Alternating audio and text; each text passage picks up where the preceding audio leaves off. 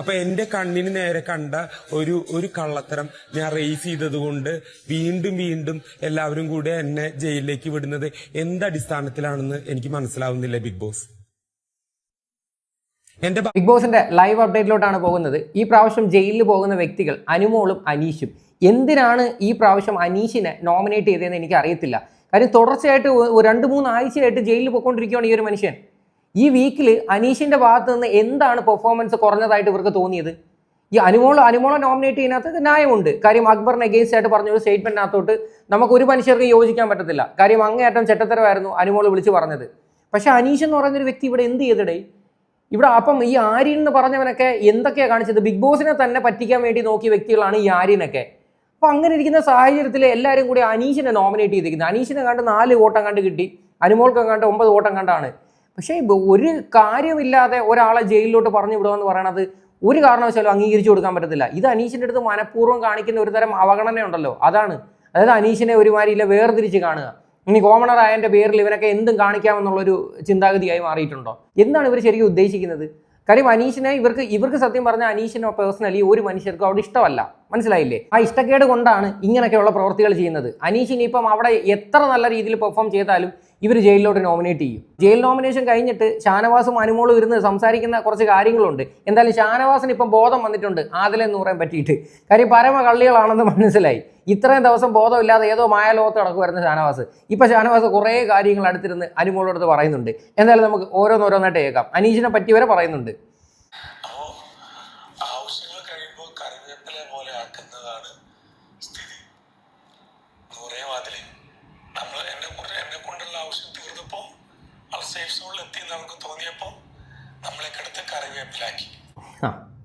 ഷാനവാസൻ എന്തായാലും ആ ഒരു കാര്യത്തിൽ ഇപ്പോൾ ബോധ്യം വന്നിട്ടുണ്ട്.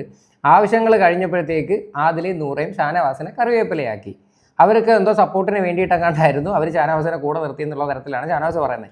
ഇനി എന്ത് സപ്പോർട്ടോ എന്ത് തേങ്ങയായി കഴിഞ്ഞാലും ഷാനവാസ് ഇവിടെ മനസ്സിലാക്കേണ്ട ഒരു കാര്യമുണ്ട്. ഷാനവാസിനോട് എത്ര ആത്മാർത്ഥമായിട്ടായിരുന്നു ഈ പറയുന്ന അനീഷ് നിന്നിട്ടുണ്ടായിരുന്നത്. പക്ഷേ ഷാനവാസ് എന്താണ് തിരിച്ചു കാണിച്ചത്? ഇതുപോലെ ഒരു സാധനമാണ് ഇപ്പോൾ ആദിലെ നൂറേയും തിരിച്ചു തന്നിരിക്കുന്നത്. കർമ്മ എന്നൊക്കെ പറയുമല്ലോ, അത്രയേ ഉള്ളൂ.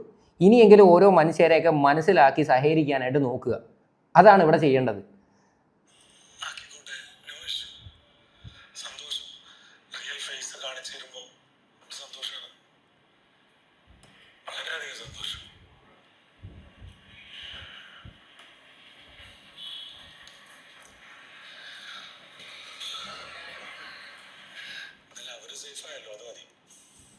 ഒരു രീതിയിലും കുടിക്കുന്ന വെള്ളത്തിൽ പോലും വിശ്വസിക്കാൻ പറ്റാത്ത ആൾക്കാരാണ് ഈ ആദിലെ നൂറെ.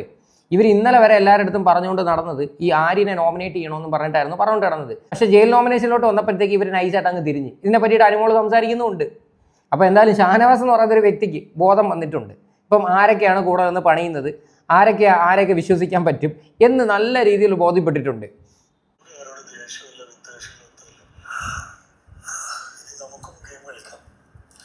സമാധാനത്തോടെ ആരും മുഖത്തോക്കി കാര്യം പറയാലോ. മറ്റല്ലാതെ പറ്റില്ലായിരുന്നല്ലോ, മാനസിക ബുദ്ധിമുട്ടുണ്ടായിരുന്നല്ലോ. ഇനി ആ മാനസിക ബുദ്ധിമുട്ട് തന്നെ ആ കാരണങ്ങൾ മാറ്റിയെടുക്കാലോ. ആ ബുദ്ധിമുട്ട് നമുക്ക് മാറ്റിയെടുക്കാലോ. എന്തും മുഖത്തോക്കി പറയാലോ. സ്വന്തം മക്കളാണ്, പെങ്ങളെ കുട്ടികളാണ് എന്നൊക്കെ പറഞ്ഞുകൊണ്ട് നടന്ന വ്യക്തിയാണ്. നല്ല രീതിയിൽ അങ്ങ് എന്തായാലും കിട്ടിയിട്ടുണ്ട് ഷാനവാസിന്. എന്തായാലും വേറൊരു കാര്യം പറയാതിരിക്കാനായിട്ട് ഇവിടെ പറ്റുന്നില്ല. ഈ അനീഷിൻ്റെ അടുത്ത് കാണിക്കുന്നൊരു കാര്യം, അത് ആ ഒരു കോൺവെർസേഷൻ ഇവർ സംസാരിക്കുന്നുണ്ട്. എന്തിൻ്റെ പേരിലാണ് അനീഷിനെ ഈ തുടർച്ചയായിട്ട് ഇങ്ങനെ ജയിലിലോട്ട് വിടുന്നത്? ശരിക്കും ലാലേട്ടൻ്റെ എപ്പിസോഡിൽ ഈ ഒരു വിഷയം ചർച്ച ചെയ്യേണ്ടത് തന്നെയാണ്. കാര്യം ഒരു കാര്യവുമില്ലാതെ ഒരു മനുഷ്യനെ ജയിൽ നോമിനേറ്റ് ചെയ്യുമെന്ന് പറഞ്ഞു കഴിഞ്ഞാൽ അത് അങ്ങേറ്റം ചെറ്റത്തരമല്ലേ? കണ്ടിന്യൂസ്ലി ഇങ്ങനെ പൊയ്ക്കൊണ്ടിരിക്കുകയാണ് ആ ഒരു മനുഷ്യൻ. ശരിക്കും പറഞ്ഞു കഴിഞ്ഞാൽ ഇവർ അനീഷിന് സപ്പോർട്ട് ഉണ്ടാക്കി കൊടുക്കുകയെന്ന് ഞാൻ പറയത്തുള്ളൂ. വേറൊരു രീതി നമ്മൾ ചിന്തിച്ച് നോക്കിക്കഴിഞ്ഞാൽ ഇതൊക്കെ ജനങ്ങൾ കണ്ടുകൊണ്ടിരിക്കുകയാണ്. അനീഷിൻ്റെ വോട്ടുകൾ കൂടത്തേ ഉള്ളൂ, ഒരിക്കലും കുറയത്തില്ല. ഇവരുടെ ഉള്ളിൽ കിടക്കുന്ന വെറുപ്പാണ് ഇവർ ഇങ്ങനെയുള്ള പരിപാടികൾ കാണിക്കുന്നത്. അതായത് ഒരു മനുഷ്യർക്കും അനീഷിനെ പേഴ്സണലി കണ്ടുകൂടാ, എന്നാൽ അനീഷിന് പുറത്ത് സപ്പോർട്ട് ഉണ്ടെന്ന് മനസ്സിലാക്കിയിട്ടാണ് കുറച്ച് ആൾക്കാരൊക്കെ നൈസായിട്ട് ബാക്ക് പിടിച്ച് നടക്കുന്നത്. ആ ഒരു മനുഷ്യൻ നോമിനേറ്റ് ചെയ്യുന്ന രീതി നിങ്ങൾ കണ്ടിട്ടുണ്ടല്ലോ. വളരെ ജെന്യൂനായിട്ടാണ് പല ആൾക്കാരെയും നോമിനേറ്റ് ചെയ്യുന്നത്. ഒരു കാര്യവുമില്ലാതെ അനീഷ് ഒരാളെ തന്നെ ഫോക്കസ് ചെയ്ത് എല്ലാ വട്ടവും നോമിനേറ്റ് ചെയ്തിട്ടുണ്ടോ? ഒരിക്കലും ചെയ്തിട്ടില്ല. ഈ ആര്യൻ എന്ന് പറയുന്ന ഒരുത്തൻ ഇന്നലത്തെ ടാസ്കിനിടയിൽ കാണിച്ചു കൂട്ടിയ കുറച്ച് പരിപാടികൾ നിങ്ങൾ കണ്ടതല്ലേ? ഇവനെയൊക്കെ എന്തിൻ്റെ പേരിലാണ് നോമിനേറ്റ് ചെയ്യാതിരിക്കുന്നത്? ഇവൻ എന്താണ് അതിനകത്ത് ചെയ്തത്? അനീഷ് ഇനിയിപ്പോൾ അക്ബറുമായിട്ടുള്ളൊരു അടിപിടിയെ പറ്റിയിട്ടാണെങ്കിൽ അക്ബറിൻ്റെ കയ്യിൽ കടിച്ചിട്ടുണ്ടായിരുന്നു. പക്ഷേ അക്ബർ അതേപോലെ തിരിച്ച് അനീഷിനെ തലക്കിട്ട് അടിച്ചിട്ടുണ്ട്. അപ്പം പിന്നെ എന്തിൻ്റെ പേരിൽ അനീഷിനെ നോമിനേറ്റ് ചെയ്യണം? നോമിനേറ്റ് ചെയ്യാനായിട്ട് ഇവർക്ക് ഒരു റീസണും ഇല്ല. അതിനെപ്പറ്റി സംസാരിക്കുന്നത് ഞാൻ ഇവിടെ കേൾപ്പിച്ചു തരാം. അനീഷേട്ടന്റെ പേര് അതില് എനിക്ക് മനസ്സിലാവുന്നില്ല. എന്തിനാണ് അനീഷേട്ടന്റെ എനിക്കും മനസ്സിലാവുന്നില്ല. ഇവിടെ ഉള്ള ആൾക്കാർക്ക് പോലും മനസ്സിലാവുന്നില്ല. ഷാനവാസ് ആയാലും അനുമോളായാലും അതിനെപ്പറ്റി സംസാരിക്കുക. എന്തിനാണ് ആ ഒരു മനുഷ്യന്റെ പേര് പറയുന്നതെന്ന്. തുടർച്ചയായിട്ട് ഇപ്പം എത്രാമത്തെ വീക്കിൽ ആ ഒരു മനുഷ്യൻ ഇപ്പം ജയിലിൽ പോയി കിടക്കുവാണെന്ന്. ആ മനുഷ്യൻ അല്ലെങ്കിൽ മനുഷ്യത്വം എന്ന് പറഞ്ഞ സാധനം കുറച്ചില്ല, അത് 2-3 ആഴ്ചയായിട്ട് ആ പുള്ളിക്കാരനാ ജയിലിൽ കൊണ്ട്. കറക്റ്റ് അല്ലേ? മനുഷ്യത്വം എന്ന് പറയുന്ന ഒരു സാധനം വേണം. നിങ്ങൾ കഴിഞ്ഞ സീസണുകളൊക്കെ എടുത്ത് നോക്കുമ്പം അവർ വന്ന് സംസാരിക്കുന്ന സമയത്ത് അവർ പറയാറുണ്ട് കഴിഞ്ഞ ആഴ്ച പോയതാണ്, അതുകൊണ്ട് ഈ ആഴ്ച ഞാൻ വലുതായിട്ട് പറയുന്നില്ല എന്ന് ചില കണ്ടസ്റ്റൻസ് ഒക്കെ പറയാറുണ്ട്. നിങ്ങൾ കഴിഞ്ഞ സീസണൊക്കെ എടുത്ത് നോക്കിയാൽ മതി. ഓരോ ജയിൽ നോമിനേഷൻസ് ഒക്കെ എടുത്ത് നോക്കണം. ഓരോ കണ്ടസ്റ്റൻസും അങ്ങനെ പറഞ്ഞത്. അതായത് അവർക്കൊരു മാനുഷിക പരിഗണനയുണ്ട് ഒരു വ്യക്തിയോട്. പക്ഷേ ഇവരാരും അത് കാണിക്കുന്നില്ല. അനീഷിനോട് അവർക്ക് ഒരു രീതിയിലുമുള്ള ഒരു സിമ്പതിയോ സഹതാപമോ ഒന്നുമില്ല. അനീഷ് എല്ലാ വീക്കിലും അനീഷ് പോയി കിടക്കണം. അപ്പം ബാക്കിയുള്ള കുറച്ച് എണ്ണം അങ്ങ് സേഫ് ആയിട്ട് അങ്ങ് ഇരിക്കുമല്ലോ. ഇത് മനഃപൂർവ്വം പ്ലാൻ ചെയ്ത് ചെയ്യുന്ന ഒരു പരിപാടി തന്നെയാണ്. ഇവർക്കൊക്കെ എന്ത് കഷ്ടം.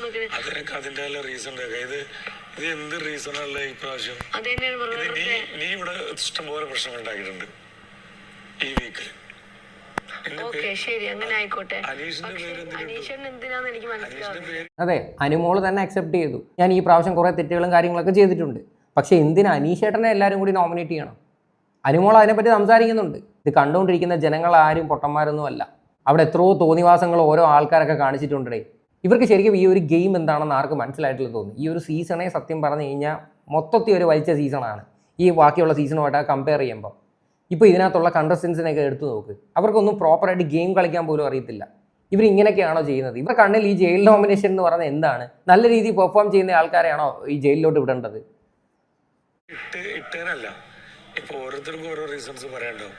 പക്ഷെ അതിലേറെ വലിയ കാര്യങ്ങൾ ചെയ്തിരിക്കുന്നത് ആര്യനാണ്. കണ്ടോ, ഷാനവാസ് പറഞ്ഞു കേട്ടില്ലേ? അതിലും വലിയ കാര്യങ്ങൾ ഇവിടെ ചെയ്തിരിക്കുന്നത് ആര്യനാണ്. ആര്യനെ ഒരു മനുഷ്യർക്ക് നോമിനേറ്റ് ചെയ്യണ്ട. ആര്യന്റെ പേരെന്തുകൊണ്ട് പറയുന്നില്ല?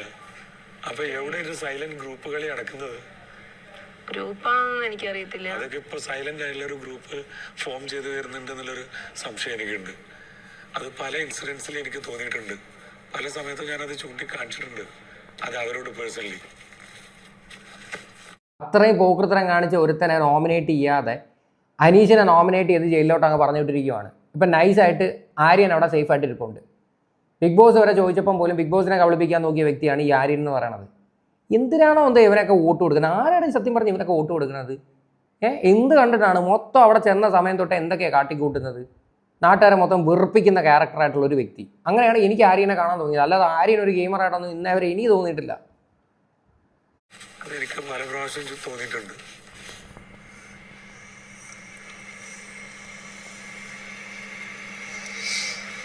ചെയ്യട്ടെ, തരം മാറ്റി പിടിക്കണ്ടേ? ഓരോരുത്തരെ ഗെയിമല്ലേ, പിടിക്കട്ടെ. എന്തായാലും ഷാനവാസിന് ബോധം വന്നതിനകത്തോട്ട് എനിക്ക് വളരെ സന്തോഷമുണ്ട്. ഇനിയെങ്കിലും ഇതൊക്കെ മനസ്സിലാക്കുക. ഓരോ ആൾക്കാരെ മനസ്സിലാക്കിയിട്ട് സഹകരിക്കാൻ നോക്കുക. നിങ്ങൾക്ക് മര്യാദയ്ക്ക് നിന്ന് അവിടെ ഗെയിം കളിക്കാൻ പറ്റും. നിങ്ങളായിട്ട് തന്നെ നിങ്ങളുടെ വില കൊണ്ടുവന്ന് കളയുമായിരുന്നു. ഈ ആദിലെടുത്തായാലും നൂറെടുത്തായാലും അവിടെ ചെന്നിരുന്ന് പൊട്ടിക്കരയുന്നു. എന്തൊക്കെ പ്രശ്നമായിരുന്നു നിങ്ങൾ കാട്ടിക്കൂട്ടിയത്? അവസാനം നിങ്ങൾക്ക് മനസ്സിലായ ഇവരുടെ സ്വഭാവം എന്താണെന്ന്. അത് ഇനിയെങ്കിലും മനസ്സിലാക്കി ഓരോ മനുഷ്യരോടെ നിങ്ങൾ സഹകരിച്ച് പോവുക എന്നേ എനിക്ക് പറയാനുള്ളൂ. ആദിലയുടെ വായിൽ നിന്ന് വരുന്ന വർത്തമാനത്തെ പറ്റിയിട്ടൊക്കെ അനുമോളുടെ അടുത്ത് നിന്ന് ഷാനവാസ് പറഞ്ഞു കൊടുക്കുന്നുണ്ട്. അപ്പോൾ ഷാനവാസിന് ഇതൊന്നും മനസ്സിലാവാതിരുന്നിട്ടില്ല. ഷാനവാസിന് എല്ലാം മനസ്സിലാക്കിക്കൊണ്ട് തന്നെയായിരുന്നു ഷാനവാസ് അവരോടൊത്ത് സഹകരിച്ചുകൊണ്ടിരുന്നത്. പക്ഷേ ഷാനവാസിനാണ് തിരിച്ച് പണി കിട്ടിയത്. എന്തായാലും അതും കൂടി ഞാൻ നിങ്ങളെ കേൾപ്പിക്കാം. ആദിലയുടെ മോശം നാവ്, ഭയങ്കര ദേഷ്യം കാണിക്കുക, ആവശ്യമില്ലാത്ത കാര്യങ്ങൾ സംസാരിക്കുക, അവള് ബോഡി ഷേമിങ് ചെയ്യുക, അത് തമാശ രൂപത്തിലും കാര്യത്തിലും ദേഷ്യത്തിലും ഒക്കെ ചെയ്യുക. എന്തോ അത് ഉണ്ടല്ലോ, ആദിലയുടെയാണ് ഏറ്റവും മോശം നാവെന്ന്. ആദില പലതവണ ഇതുപോലെ അനീഷിനെ എന്തെല്ലാം വിളിച്ചിട്ടുണ്ട്. അന്നേരമൊക്കെ നിങ്ങൾക്ക് എല്ലാവർക്കും പ്രതികരിക്കായിരുന്നു, പക്ഷെ ചെയ്തിട്ടില്ല. ഇപ്പം നിങ്ങൾക്ക് കാര്യങ്ങളൊക്കെ സാഹചര്യങ്ങൾ മനസ്സിലായപ്പോഴത്തേക്ക് നൈസായിട്ട് നിങ്ങൾക്ക് ബോധം വന്നു. ഇത്രേ എനിക്ക് പറയാനുള്ളൂ. എന്തായാലും ഇതായിരുന്നു ഈ ജയിൽ നോമിനേഷൻ്റെ ചുറ്റിപ്പറ്റിയിട്ടുള്ള വിഷയങ്ങൾ. ഇത് ലൈവ് അപ്ഡേറ്റ് ആണ്. ലൈവ് കണ്ട ആൾക്കാർക്ക് മനസ്സിലാക്കാൻ പറ്റും അതിനകത്ത് നടന്ന കാര്യങ്ങളല്ല. തീർച്ചയായിട്ടും ഈ ഒരു വിഷയം ലാലേട്ടൻ്റെ എപ്പിസോഡിൽ ചർച്ച ചെയ്യാൻ വേണം. കാര്യം ഒരു മനുഷ്യനെ ഇങ്ങനെ കണ്ടിന്യൂസ്ലി ഇങ്ങനെ ജയിലിൽ നോമിനേറ്റ് ചെയ്ത് വിട്ടിട്ട് എന്ത് നേടാനാണ്? എന്തിനാണ് അങ്ങനെ ചെയ്യുന്നത്? വളരെ തെണ്ടിത്തരമല്ലേ? ഈ കണ്ടുകൊണ്ടിരിക്കുന്ന ജനങ്ങളെ തന്നെ പൊട്ടന്മാരാക്കുന്ന അവസ്ഥയിലോട്ടല്ലേ ഈ കാര്യങ്ങൾ കൊണ്ടുപോയിക്കൊണ്ടിരിക്കുന്നത്? എന്തായാലും ഈ ഒരു വിഷയമായിട്ട് ബന്ധപ്പെട്ട് നിങ്ങളുടെ എല്ലാവരുടെയും അഭിപ്രായങ്ങൾ എന്താണെന്ന് വെച്ചാൽ നിങ്ങൾ തീർച്ചയായിട്ടും കമൻറ്റ് ചെയ്യുക.